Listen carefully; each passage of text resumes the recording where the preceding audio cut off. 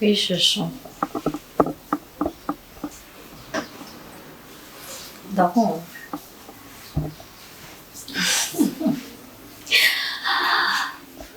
Oh, dicimi sono voi.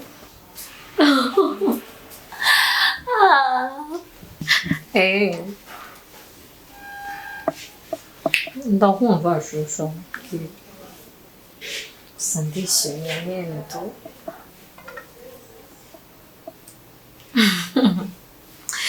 Tutto non è che io contavo. Sono sciuzzare. Wersa?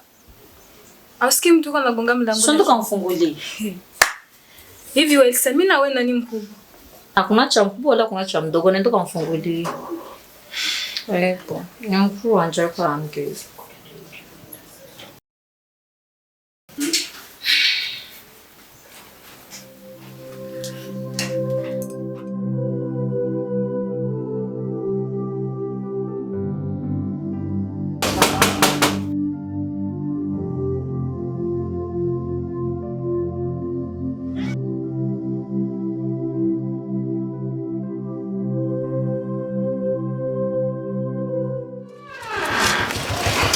Sawa. Sawa, ni bande mwifuza tubafashije. Jewe no gitwana cyashamye itanga abakozi.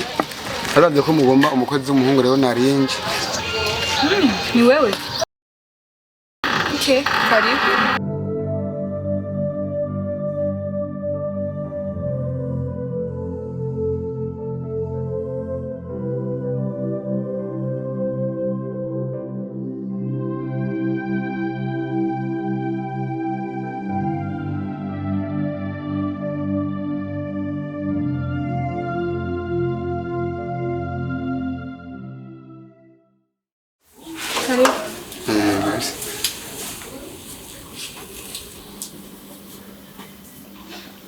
What? Daniella anakuwa tukio wapi? Nziza sana va kwanza. Hivi kwa unosuka ita mwenzako takataka. Ni takataka. Kama kuja kwa mambo pachiki tuchora taka alafu aondoke. Haguruka uchane ngao. Aikae wapi? Ataika hapa. Baka hapa. Gumaonyesha. Wersa. Haikae hapa. Nisikilize. Nisikilize. Wersa umenya yuko jenda gusumba. Izo ni bisa Daniella. Nibisa. Ubu nyine nasohoka agende nimba yaje gusegerereza amuhereze kene yagende. Hauski. Naubwiye haguruka ugende. Mviriza, nakubwiye uhaguruke wicare haki.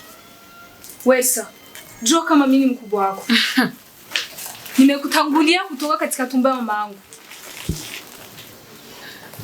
Ichari tuuze, sivyo? Ngegwa magana.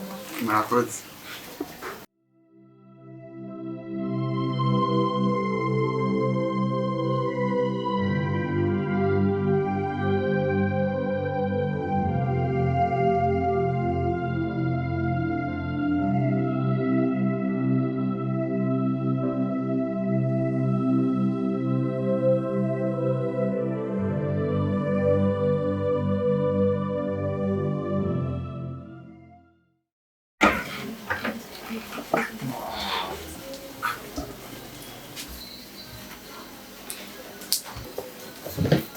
Namakere.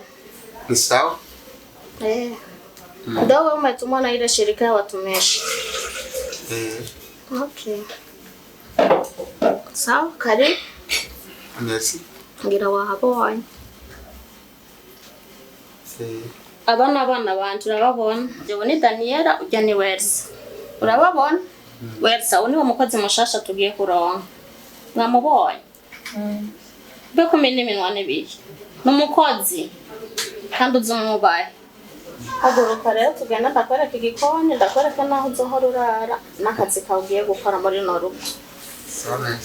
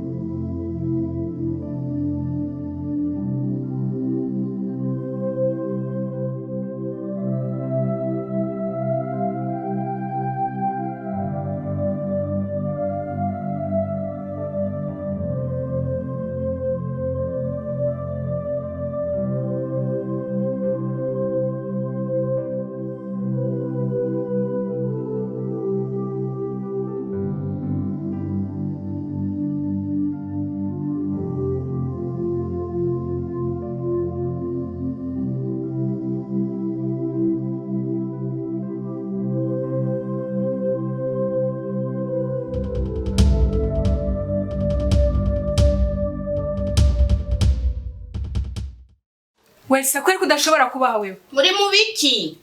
Mama Daniella musi kubera uwo mukozi. Petwa. Ejo waramukubise, sivyo? Ngo kubera wamuhamagaye gusa. Arashobora kuza gukubura ngaho ikirato vy'iwanje kandi abibona. Wese. Pourquoi tu te comportes comme ça? Excuse me. Daniella. Daniella. Na akibaki na zoea hivi, tabaki na mpiga mpaka wewe na adabu.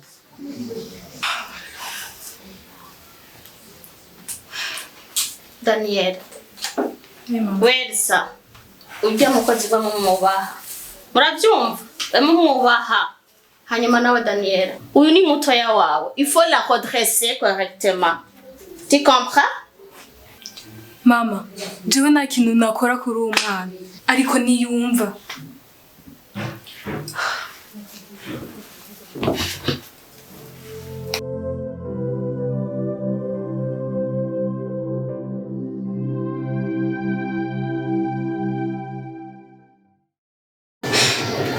Diong. Naomba unisamehe kwa yale ambayo ndugu yangu amefanya. Daniel. Nakiwaza na Kim. Kwa hiyo nacho binwai. I don't care. Ila kuna kitu kimoja ambacho nilikuwa nataka nikuombe. Ndio nitakuomba. Daniel. Ndagusabye please. Ndashaka kumvugira ngo duhavunze. Ujya mutonyiwe mnaka kuri ibyo agomba. No gusanga bagize ikibazo kubera jewe. No. Diong. Na munumwe nzigera nemerera. Yuko agufata nabi. Mu gihe jewe nzoba mpari. Meme na mama wanje sinzigera ndabimwemerera. Kandi bye.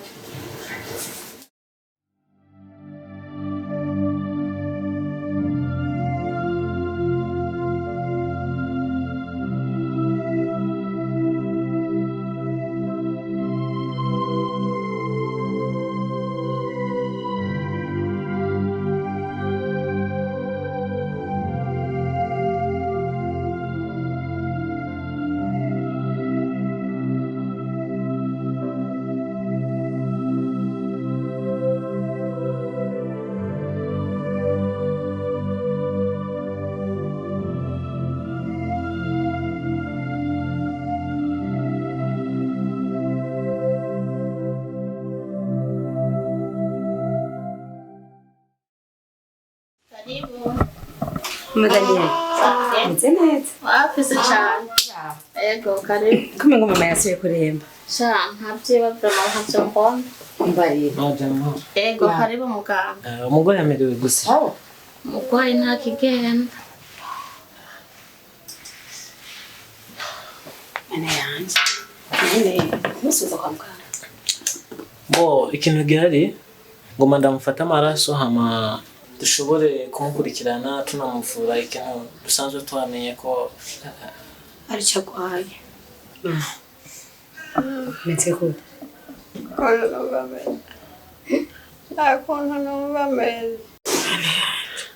Nani twotwara kwa muganga. Wose numva mikoma. Yo. Sha, genda bona mama Daniella. Ndabona bintu bitorosha. Shati ahantu bose mfise kubera je turi kumwe hangayika ntubona Sha, uri ndomba ntibyoroshe. Hajya kubuvisa umuntu aremvye ari muhira biragoye. reka turindire ibipimo muganga akira mupira Sisigaye numva nubwo oya kihari n'igisabisho akuzanga dufashe igisabisho kuko no hamwe niho naho cyari kinini kugira nifata ku kuboko. yego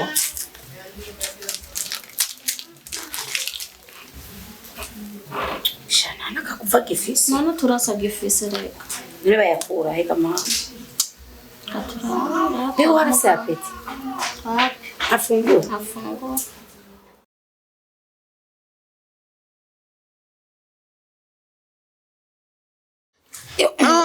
Mama.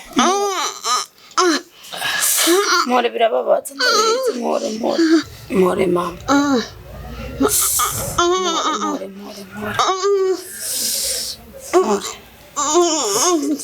More. Byaheze mama, byaheze, yahejeje. Imipana.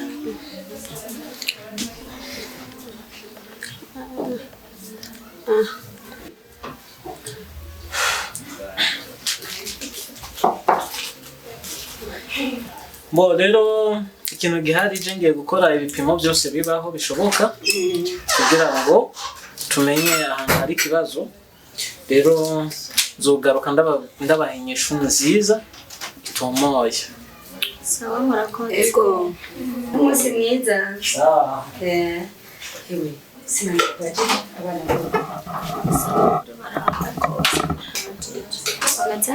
nabyo bameze neza n'ukuri. Urabona ko umuntu aba aje nyine araba umubyeyi niyo ataje twibagirana twaba abana. Ibyo biba. Ndabona mama nawe ukuntu amerewe. Ndabibona ko none ma nta kimwe wumva ushaka. Nta n'akaji. Ni mama wumva none uzoca upfa mama n'ingoga. Atani kimwe ushaka kurya none umva woba. Base tukuzanira umuhwe. Mana yanje.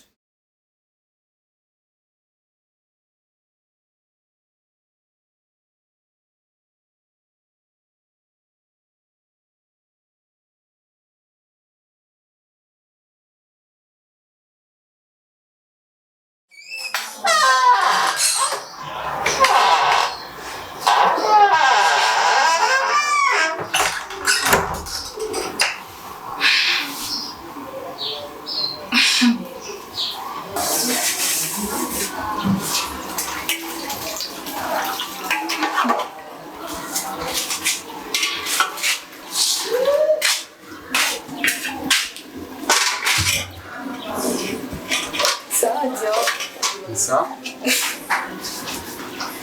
Ngenda kubaza twatsi ibyo mbuke. Yes. Baramenyereye akazi ko mu nzu. Yes.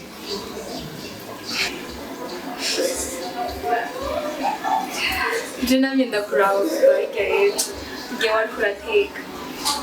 Amenga ni umuntu kubikora nyine umenga ntiwiyemera ndabyuzi.